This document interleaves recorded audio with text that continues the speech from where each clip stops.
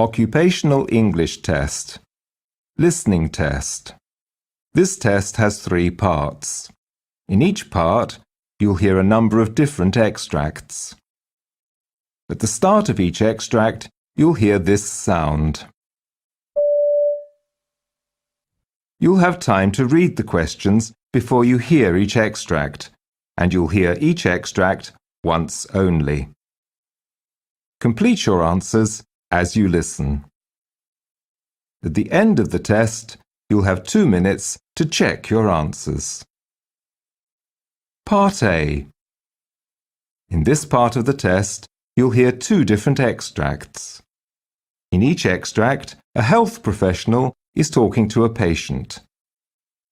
For questions 1 to 24, complete the notes with information you hear. Now, look at the notes for extract 1.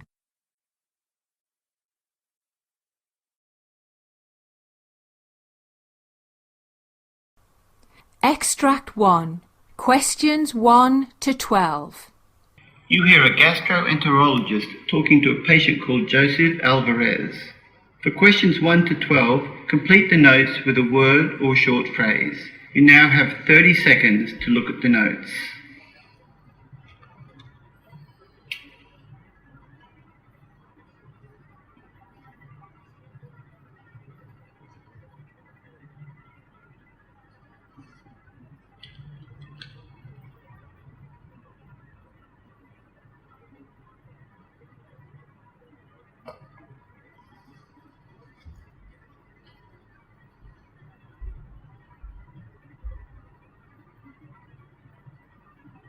Hello, Mr. Alvarez.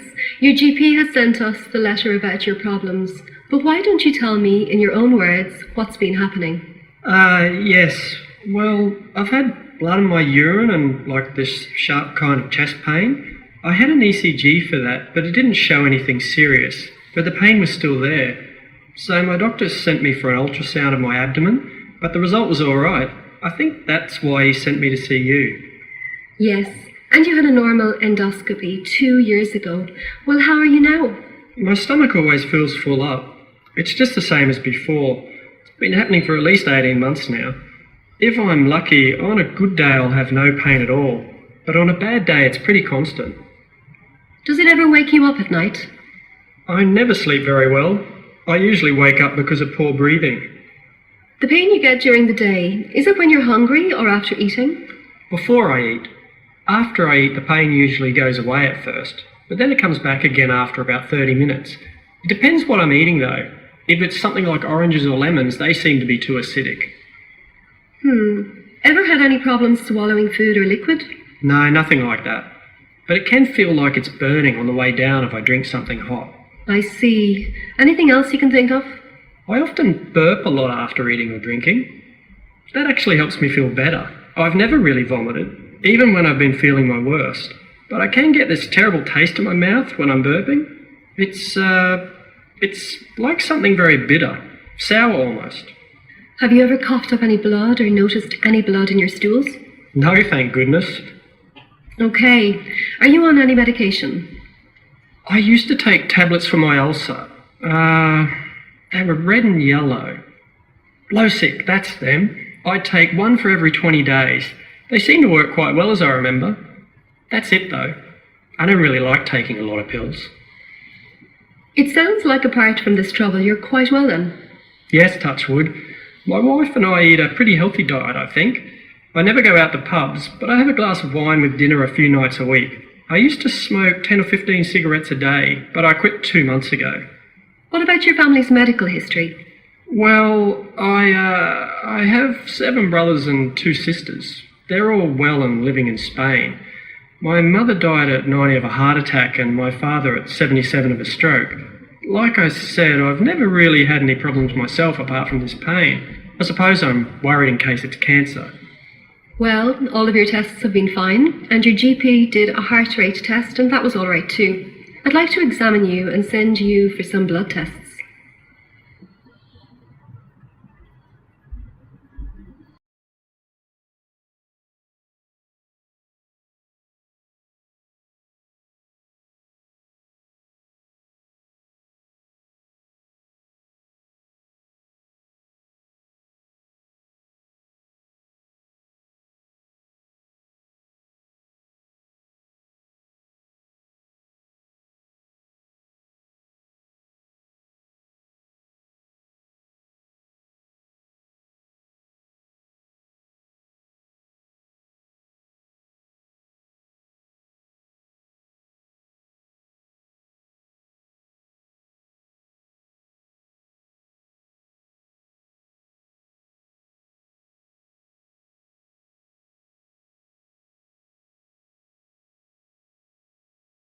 Extract 2.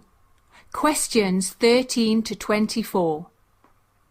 For questions 13 to 24, complete the following notes with a word or short phrase. You now have 30 seconds to look at the notes. You hear a doctor talking to a patient.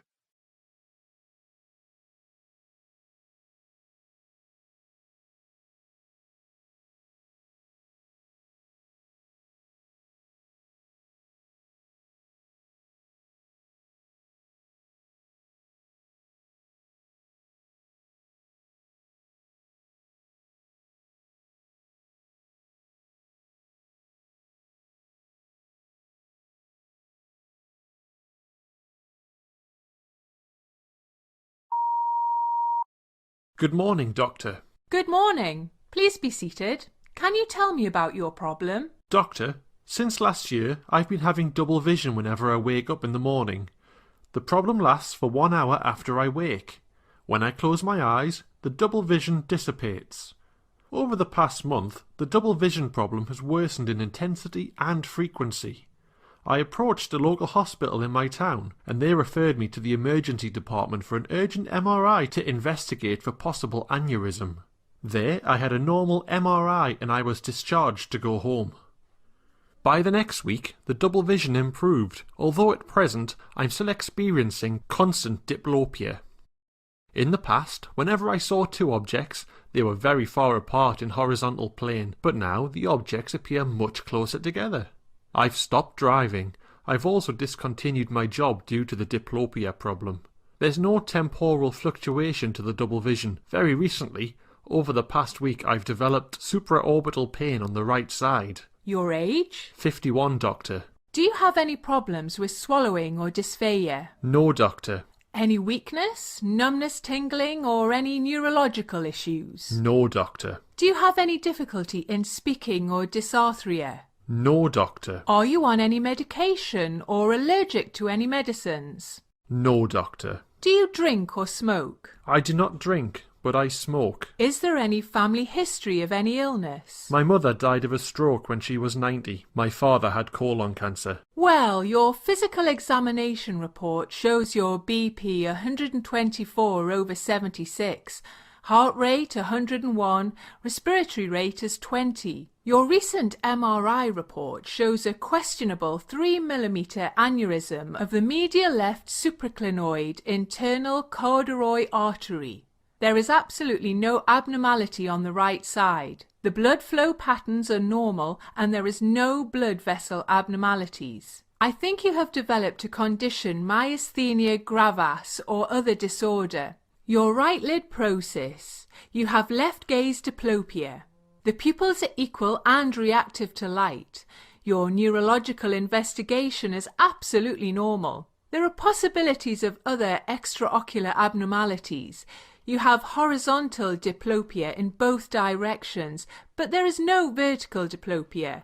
You have monocular diplopia. Is it curable, Doctor? Yes, of course. I would advise you to have a craniotomy and clipping done. This is a surgery performed to treat an aneurysm.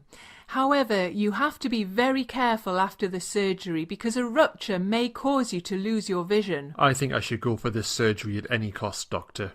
You are right, Mr. McTaggle.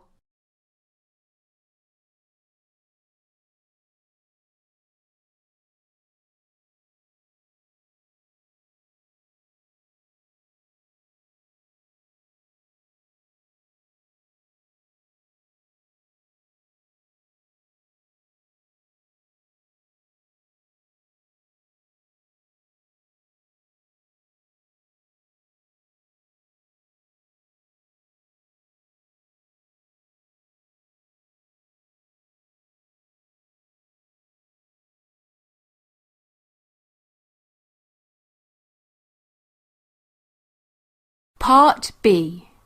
In this part of the test, you will hear 6 different extracts.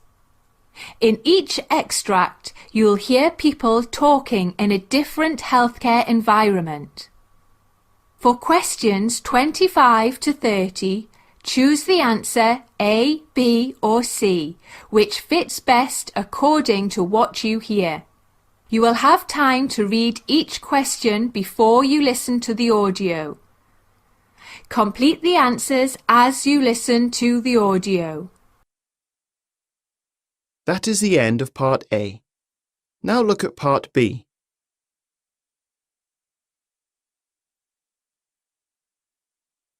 Part B.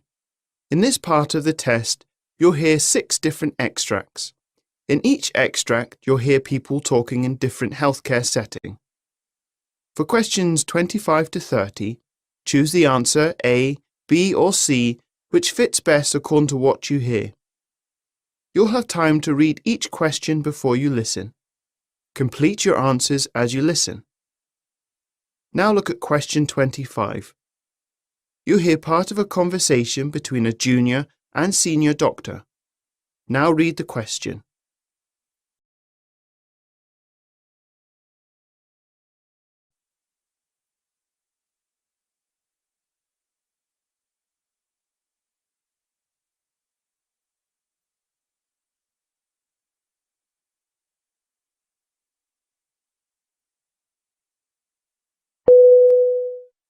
Dr. Adams, I have a patient I would like to get your advice on. Of course. Is this the patient that just left? Yes, she is complaining of chronic recurrent headaches that have been going on for about 4 months. So we went through the symptoms related to the headaches as well as what works and possible triggers. And I'm sure you covered preventative measures related to lifestyle choices. Yes. My question now is when I should consider preventative treatment. Well, the severity of the headaches is a key criterion, including the frequency and impact to everyday life. It is also necessary to ensure that triptans and other painkillers are ineffective before looking at prophylactic management options, which include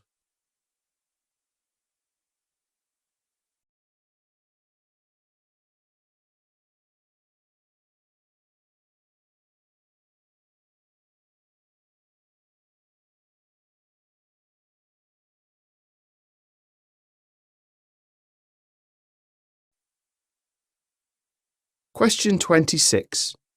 You hear part of a training on the classifications of strokes. Now read the question.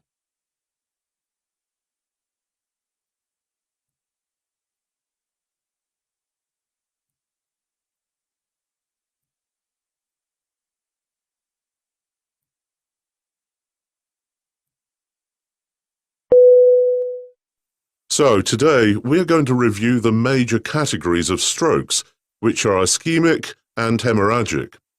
There are several mechanisms related to the first classification, such as embolism, thrombosis, systemic hypoperfusion, and cerebral venous sinus thrombosis. All of these mechanisms reduce the blood supply to an area of the brain. With the other category of strokes, there is a rupture in blood supply, such as with an intracerebral hemorrhage and subarachnoid hemorrhage. So, what I want to get into today is the Bamford classification of the first category of stroke. The basis of this system is initial presenting symptoms and clinical signs.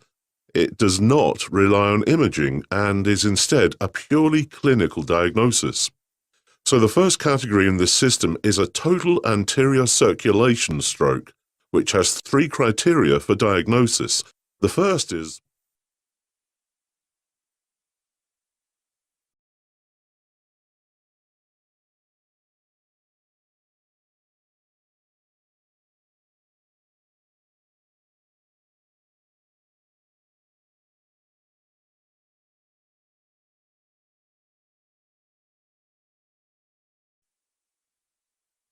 Question 27. You hear part of a ward briefing about documentation of results. Now read the question.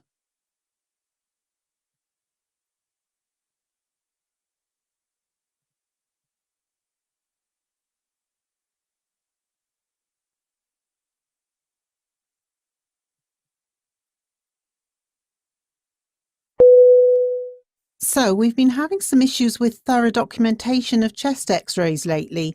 So I just wanted to briefly cover the essential elements for documenting the results of this test.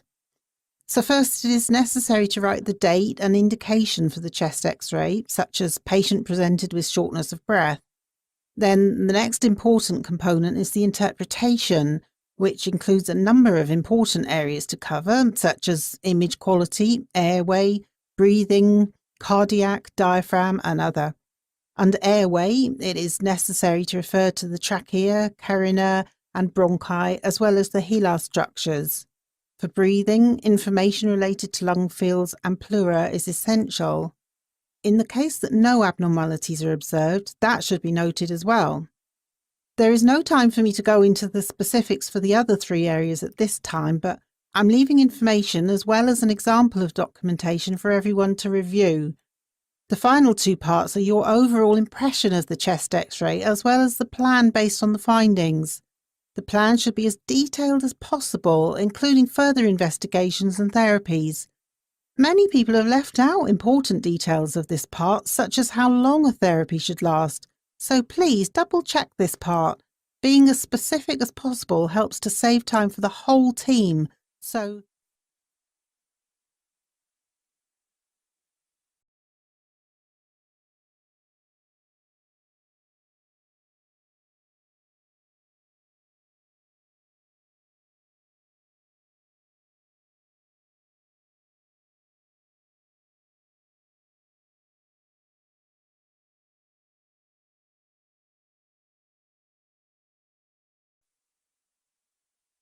Question 28.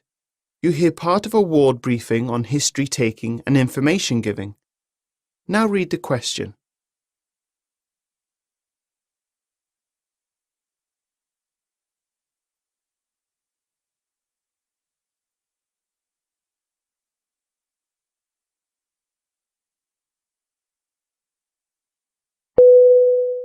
In light of several instances of missed opportunities when it comes to history taking and information giving, I wanted to focus on patient communication. So the framework that you should keep in mind can be easily remembered by the initials ICE, ICE. I stands for ideas, C for concerns, and E for expectations. Asking a patient about these areas enables you to gain insight into how the patient currently perceives their situation, what they are worried about, and what they expect from the interaction. Some questions that you can use to get at the patient's ideas include, tell me what you think is causing the problem, or do you have any ideas as to what is going on at the moment? These types of questions might lead to the patient talking about triggers or related symptoms that have not come up before. When it comes to concerns, questions related to a patient's biggest worry can help to direct treatment so that it is in line with patients' wants and worries. So, the final area of questions includes asking about expectations related to current problems, such as what you were hoping would happen today. Similar to concerns, this helps you to get a good idea of the mood of the patient as it relates to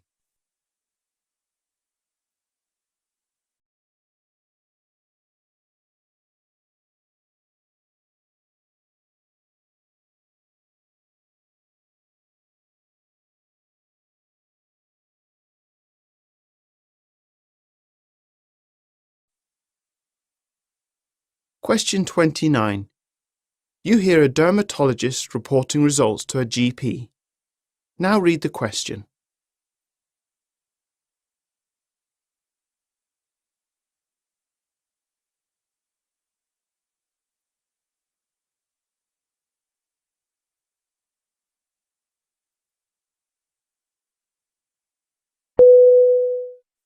So, as you noted in the patient's file, the lesion is pigmented. Based on that, I looked at asymmetry and border irregularity, which both showed indications of sinister pathology. The colour variation within the lesion was also concerning, as it showed more than 2 colours. The diameter of the lesion is still under 6 millimetres, but the lesion is bigger than when you saw the patient. So, increasing size, that does not bode well. No, it does not. Neither do the symptoms that the patient described, itching and scabbing of the lesion. So the next step here is to perform a biopsy to determine if the lesion is precancerous or cancerous and help us determine next steps. I see. I'll be seeing the patient next week, so...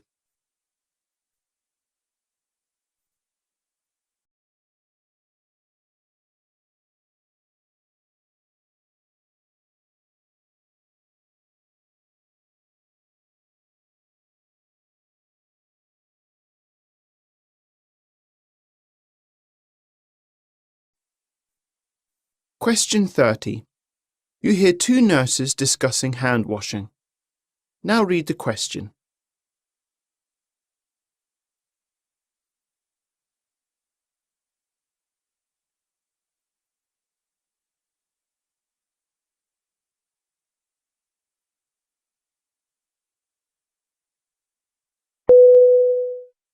Well, I guess the silver lining of all this virus situation is that I have seen a marked improvement in people's hand washing technique. Yeah, you can say that again. More people are definitely remembering what they taught us in our training about the 5 moments of hand hygiene, particularly after touching a patient and patient surroundings. Yes, and people are actually taking the recommended amount of time to wash their hands. There is one area I do think people need to be reminded of, and that is the benefits of alcohol-based formulations versus soap and water. What do you mean by that? Well, alcohol-based formulations are good for some situations, and it is faster and better tolerated by the skin on your hands. However, they're not appropriate after you've just been to the toilet. In that situation, soap and water is necessary. I see what you mean.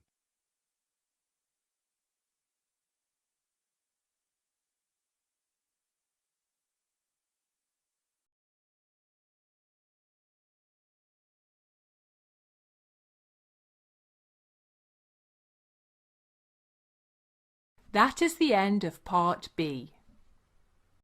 In this part of the test, you'll hear 2 different extracts.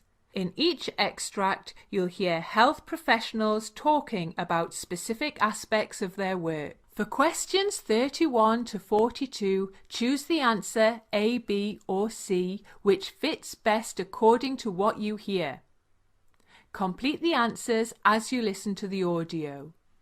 Now look at Extract 1. Extract 1, questions 31 to 36. You hear the doctor briefing his staff about the pathology report. You have 90 seconds to read questions 31 to 36.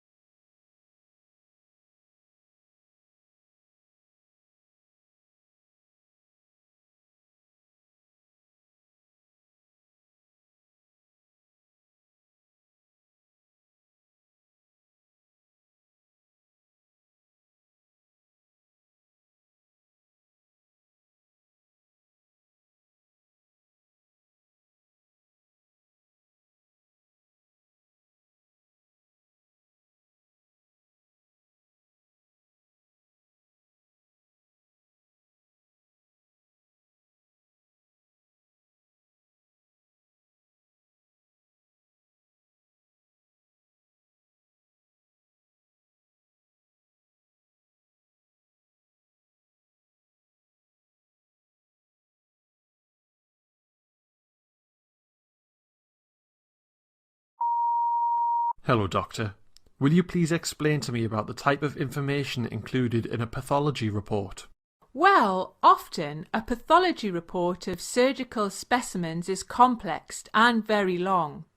These are divided into many subheadings. The general information includes the name of the patient, the medical report number, the date of the biopsy or surgery, and the unique number of the specimen that is assigned in the lab. The next set of information often contains patient information provided by the doctor who resected the tissue sample. This information includes the special requests made to the pathologist and the medical history. For instance, if a lymph node sample is being resected from a patient with cancer in another organ, the doctor will indicate the type of the original cancer. This is useful in guiding the pathologist's selection of special tests that may be required to assess if any cancer in that lymph node is a metastasis from the original cancer, or else a new cancer that started in the lymph node. Gross description is the next part of the information. Here, the term gross means the details seen without using a microscope, by simply looking at it and feeling the tissue sample and measuring. In the case of a small biopsy, the gross description would be a few sentences listing its color, size, and consistency. Gross description would also include the number of tissue-containing cassettes submitted for biopsy. However, in the case of a larger biopsy or tissue specimen, for instance a mastectomy for breast cancer, this will have lengthy gross descriptions, including the size of the entire piece of tissue, size of the cancer tumor, how close the cancer tumor is to the nearest surgical margin of the specimen, how many lymph nodes were detected in the underarm area, and the particulars of the non-cancer tissues. A note of where tissue was taken from is also included. The gross description is very short for cryptology specimens. That usually notes the number of smears or slides made by the doctor. If the specimen is a body fluid, its volume and color are indicated. Microscopic description will include details such as the appearance of cancer cells, how these cells are arranged together, and the extent of invasion to the nearby tissue in the specimen. Results of any other investigations made, such as flow cytometry, histochemical, etc., may be indicated in the microscopic description or in an exclusive section. Diagnosis is the most significant part of the pathology report. Although this is the bottom line of the pathology, this section can be mentioned at the top or bottom of the report. The doctor relies on this final diagnosis information to decide on the best treatment methodologies. In case the diagnosis is made for a cancer tumor, this section will indicate the exact type of cancer and will include the grade of cancer. Once the final diagnosis is complete, the pathologist may want to include any additional notes for the doctors taking care of the patient. Often, this comment section is used to recommend further diagnosis or to clarify a concern.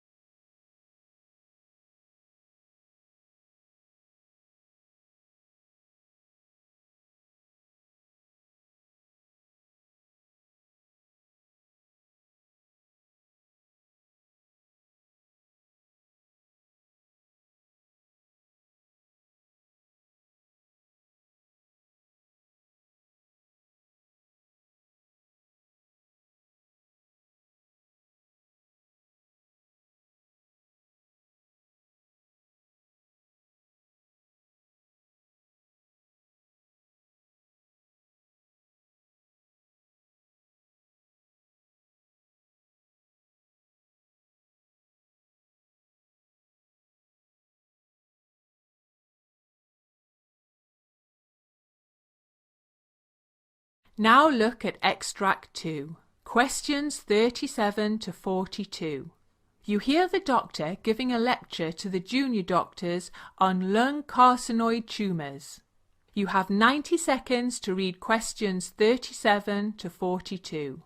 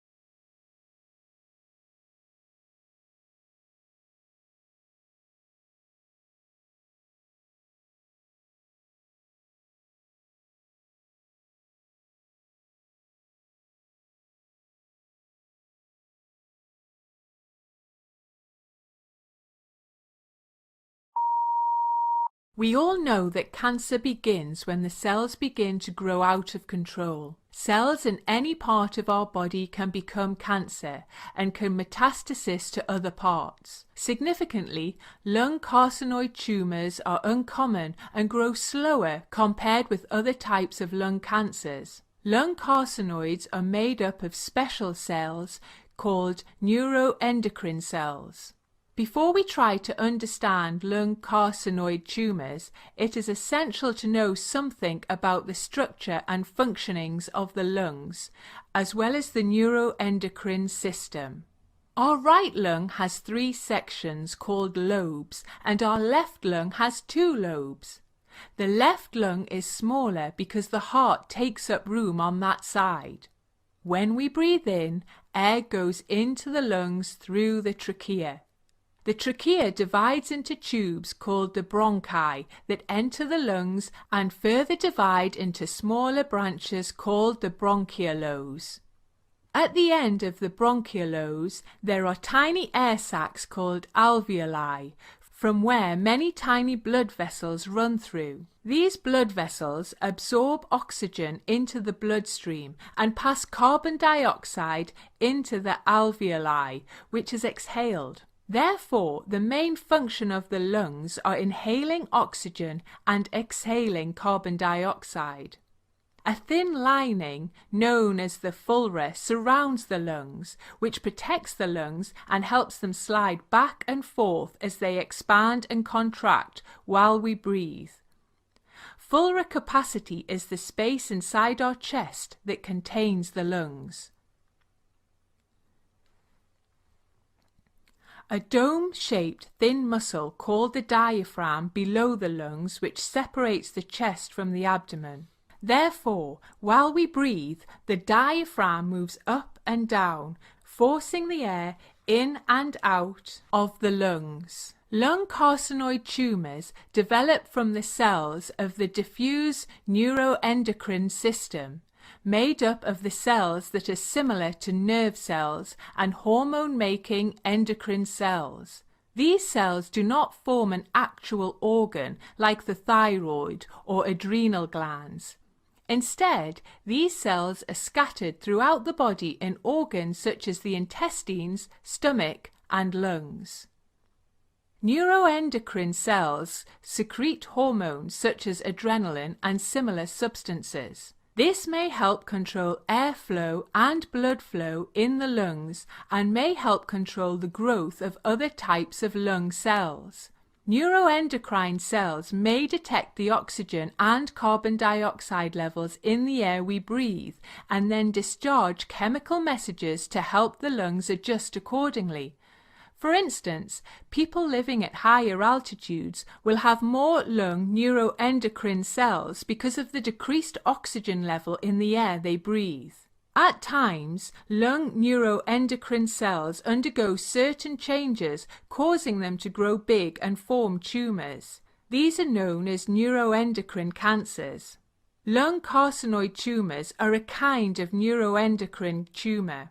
However, neuroendocrine tumours can form in any part of our body.